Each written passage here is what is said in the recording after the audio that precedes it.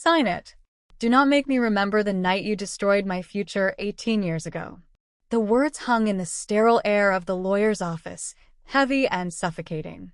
My father, Jeffrey, did not slide the bill across the mahogany table. He threw it. A crumpled $10 bill skidded across the polished wood and stopped right in front of me. It looked small, pathetic, just like he wanted me to feel. He leaned back in his leather chair, a smug grin twisting his face. He was not just buying my 10% share of the family auto shop. He was erasing me. He needed my signature so he could sell the business, cash out, and finally be rid of the daughter he blamed for every failure in his life. He called it a kindness. I called it an eviction notice. I stared at the money. I could feel the texture of the bill under my fingertips. Even without touching it, worn, dirty, cheap. I looked up at him. He was waiting for me to fight, to beg, to cry. He wanted the satisfaction of watching me break. I picked up the pen instead. The plastic felt cool against my skin. I did not say a word. I just let the disrespect hang there, thick and poisonous, filling the room until there was no air left to breathe. Then I uncapped the pen. I signed my name at the bottom of the transfer agreement, pressing down hard enough to leave an indentation on the wood. Jeffrey snatched the paper away before the ink was even dry. He stared at it like he had just won the lottery. A smug, oily smile spreading across his face. Finally, he muttered, tucking the document into his briefcase. You finally did something useful for this family. Now get out. The adults have business to discuss. He thought he had just bullied his secretary daughter into submission. He thought he had stripped me of my only asset for the price of a fast food lunch. He had no idea who was sitting across from him. My name is Abigail. I am 30 years old. To my father, I am a failure, a glorified administrative assistant who answers phones and fetches coffee. To the rest of the world, I am a senior acquisition consultant. I specialize in distressed assets and corporate restructuring. I do not type memos. I decide which companies live and which ones get carved up for parts. I manage portfolios worth $800 million. And I know exactly how to kill a business deal from the inside out. I walked toward the door, my heels clicking on the tile. Every instinct in my body wanted to scream at him, to throw his insults back in his face, but I swallowed the rage. Silence was my weapon. This was the Trojan horse strategy. In the world of high-stakes mergers, you do not attack a corrupt seller while you are still their partner. If I held on to my 10% share when he sold this debt-ridden company, I would be legally liable for the fraud he was about to commit. I would be on the hook for his lies. By selling my shares to him now for a nominal fee, I was washing my hands clean. I was removing my name from the liability column. When he inevitably lied to the new buyers about the company's debts, he would be doing it alone. He was not just buying my shares. He was buying my silence. And he was buying a one-way ticket to a lawsuit he could not survive. I was not surrendering.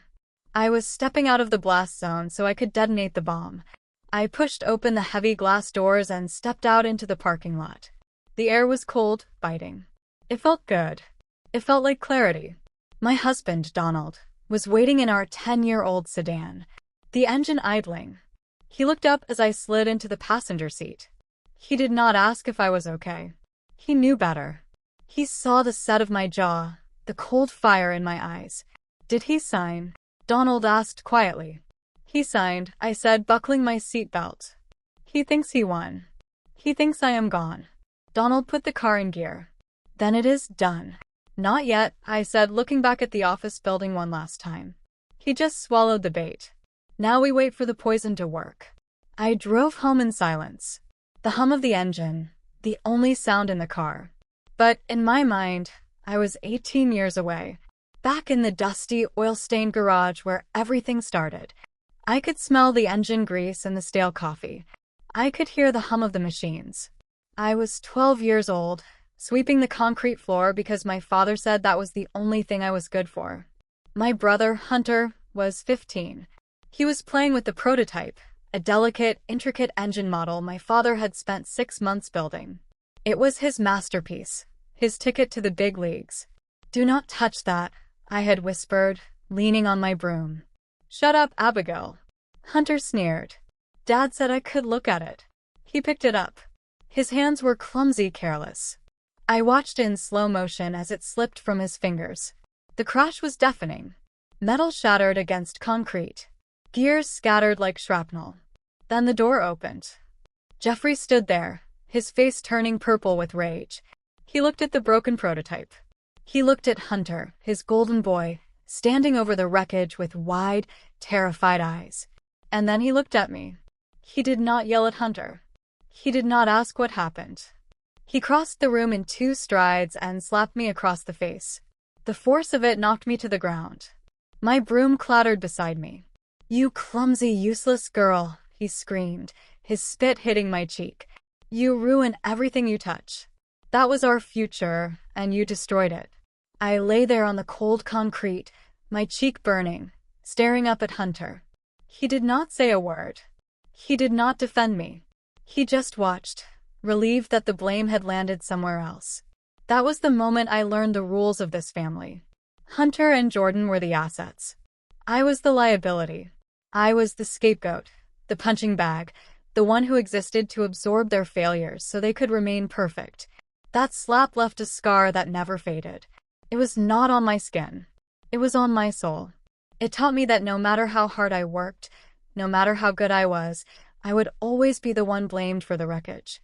I pulled into our driveway and killed the engine. Donald reached over and squeezed my hand, pulling me back to the present. The anger was still there, cold and hard in my chest, but now it had a purpose. I looked out the window. Across the street, parked in front of my parents' house, was a brand new lifted pickup truck. It was massive, shiny, and obnoxious. An $80,000 monument to my father's favoritism. Hunter was leaning against it, laughing with Jordan. They did not know the truck was bought with stolen money. They did not know the company was drowning in debt. They did not know their father was committing fraud just to keep up appearances. And they certainly did not know that the sister they mocked, the sister they thought was a failure, was about to become the repo man. They broke me 18 years ago. They taught me that fairness did not exist. They taught me that the only way to survive was to be smarter, harder, and more ruthless than the people trying to crush you. I watched Hunter pat the hood of his new toy. He looked so confident, so secure. He had no idea the ground was already crumbling beneath his feet. "Enjoy it while it lasts, big brother," I whispered. "Because the bill is coming due." The knife screeched against the porcelain plate, cutting through the silence of the private dining room. Jeffrey sawed into his $60 ribeye like he was carving up a conquered kingdom. We were at the Gilded Steer, the kind of steakhouse where the lighting is dim, the leather booths are red, and the menu does not list prices. "To the big leagues," he announced, raising a glass of scotch that cost more than my first car.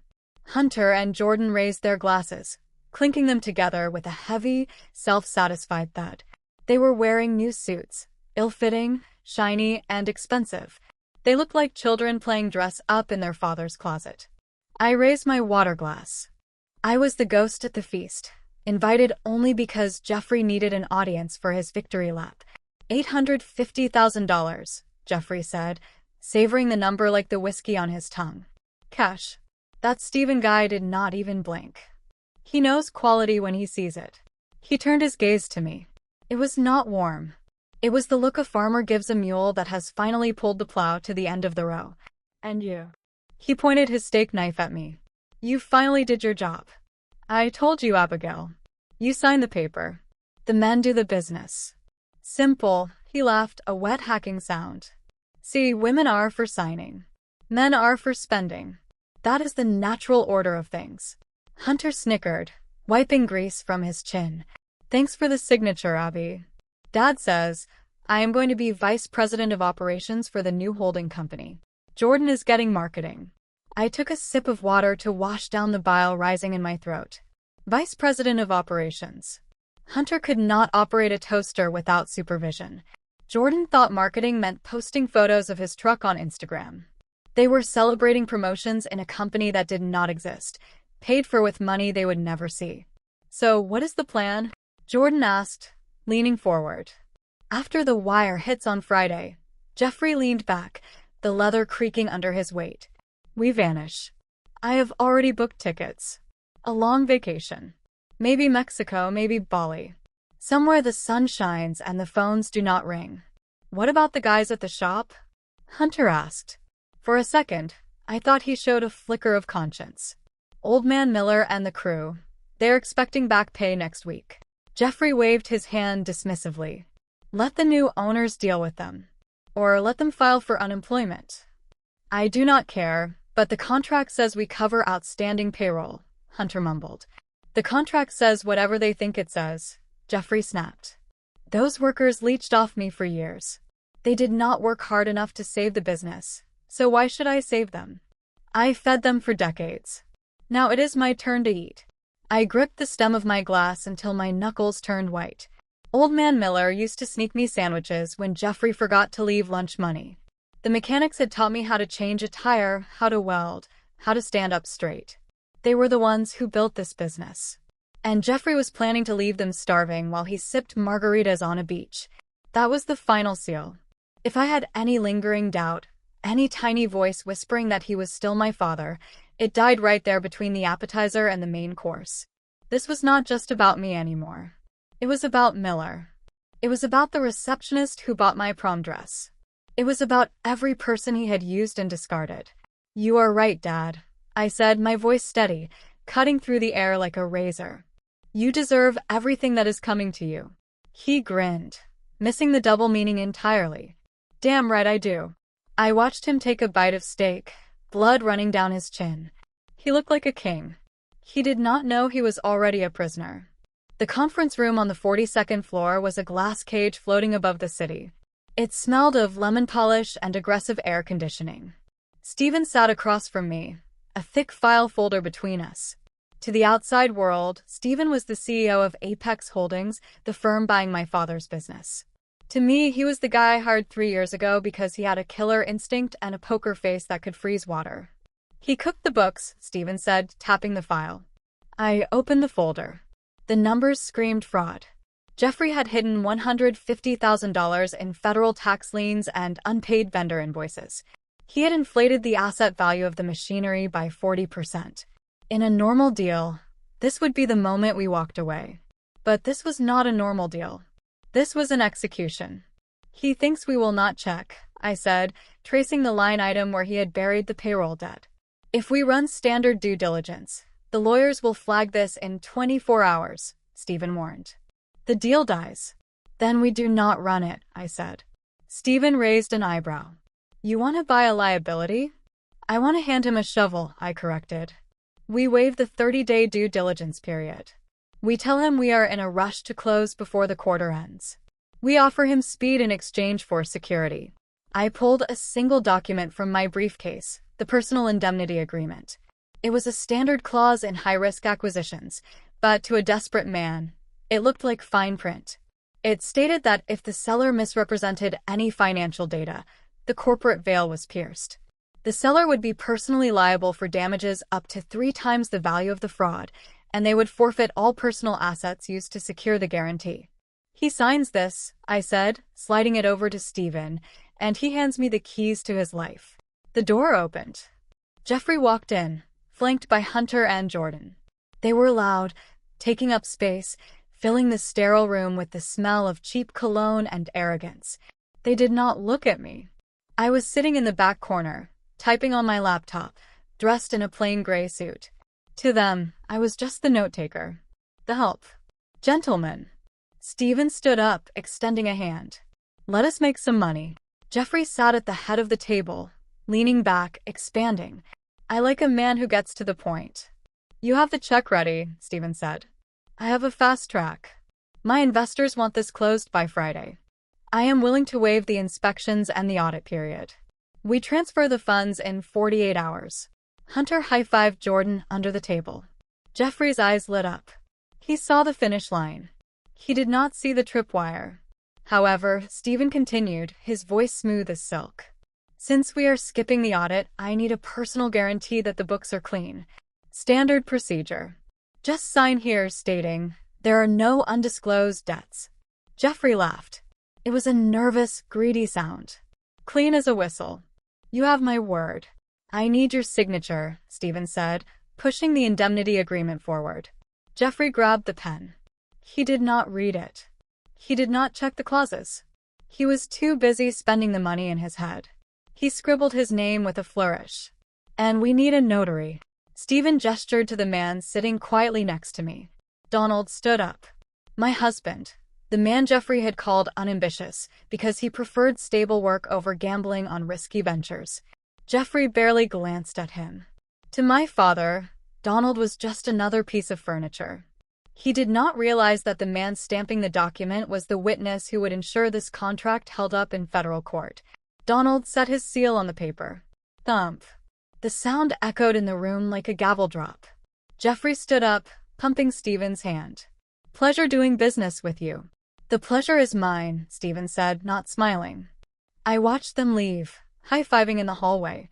They were celebrating a victory that was actually a funeral. Jeffrey had just bet his house, his truck, and his freedom on a lie he told to the wrong people. Donald looked at me across the room. He closed his notary book. "He did not even say hello," Donald said softly.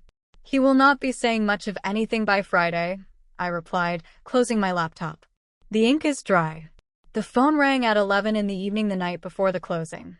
I knew who it was before I even looked at the screen. Jeffrey could not resist a victory lap. I sat on my balcony, a glass of wine in my hand, watching the city lights of Portland below. I swiped answer and tapped the record button on my other screen. "Hello, Dad," I said. "You awake?" His voice was thick, slurred. He was celebrating early. "I bet you are awake. Probably wondering how you are going to pay rent with that $10 bill I gave you." He laughed, a wet, rasping sound. I could hear the clink of a bottle against a glass in the background. "I am doing just fine," I said. "Did the deal go through?" "It's done," he crowed. "We sign tomorrow morning, $850,000. Can you believe it? Those city suits are idiots.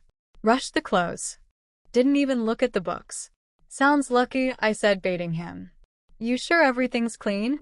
If they find the tax liens later, they won't." He cut in, dropping to a whisper. "That's the beauty of it. I sold them a sinking ship, Abigail, rotten to the core. Rusted inventory, empty pension fund. And the tax man at the door. By the time they realize, I'll be on a beach in Cabo." I watched the recorder climb. 48, 49. "So, you're admitting you deceived them?" I asked. "I didn't lie," he scoffed. "I just didn't volunteer what they were too stupid to ask. That's business. But you wouldn't know. You're just a secretary, right? Just a secretary. Sucks to be you." He laughed. "Hunter's getting a new truck. Jordan's shopping condos. And you? You got what you deserve. $10 and a kick in the ass." "Goodbye, Jeffrey," I said and hung up. I saved the audio, backed it up to 3 different clouds. In fraud cases, intent is the hardest thing to prove until someone admits on tape they knew the asset was a sinking ship while signing warranties that it was solvent. Premeditated, malicious, admissible. But the recording was only one trap. Jeffrey thought he was selling to a stranger named Stephen. He didn't know Stephen was a front, and he didn't know what I'd done 3 days earlier. I went to the bank holding his commercial mortgage and personal loans and bought his distressed debt on every note. Banks love dumping bad loans. I used my liquidity and bought them for pennies. Technically, I was already the bank. I owned the mortgage on his house, the liens on his equipment, the debt on the trucks he let Hunter drive. He wasn't negotiating with a buyer. He was negotiating with his executioner. He thought tomorrow was payday. He didn't realize foreclosure had already started. The money he expected wasn't a payout. It was a mirage. The champagne bottle was sweating in the silver bucket. Hunter and Jordan vibrated with excitement, tapping their new designer watches on the glass table. Jeffrey sat back smug. "What's the holdup?" Jeffrey snapped. "The wire should have hit 5 minutes ago." Stephen glanced up. Bored. Escrow flagged a problem. "What problem?" Jeffrey jumped up. I signed. I handed over the keys. "Where's my money?" "The audit found a discrepancy," Stephen said, sliding a single page across the table. $150,000 in undisclosed tax liens and unpaid payroll. You certified the company was debt-free." "That's a mistake," Jeffrey yelled, turning purple. "My accountant messed up. I'll fire him. Release the funds." We can't, Stephen said calmly. The contract is void. Unless. Unless what? Unless the chairman approves an override. Then get him. Jeffrey slammed his fist down. Call him. Bring him in. You don't need a phone, a voice said from the doorway. The heavy oak door swung open. I walked in, not in my gray office suit, but in a tailored black dress and stilettos that clicked across the hardwood. I went straight to the head of the table, pulled out the chairman's chair and sat. I set my briefcase down and snapped the locks open sharp as a gunshot. Silence. Jeffrey blinked. Abigail, what the hell are you doing here? You come to clean the floors. Hunter snickered. Lost your way to the break room, Abby? I'm not here to clean, I said steadily. I'm here to collect. Jeffrey laughed, thin and shaky. You're a secretary. Get out before I have security throw you out. Stephen's voice turned icy. Mr. Hayes, meet the managing partner of Helios Capital, the entity acquiring your assets. This is Abigail. The blood drained from Jeffrey's face. He stared between us, mouth opening and closing. That's impossible, he whispered. You don't have money. I have plenty, I said. And I have the personal indemnity agreement you signed 3 days ago. Donald notarized it while you were too busy ignoring him to notice. I slid the document forward. His signature glared at him. You lied on a federal disclosure form, I said. You claimed the company was solvent while knowing it was sinking. I have your recorded confession from last night.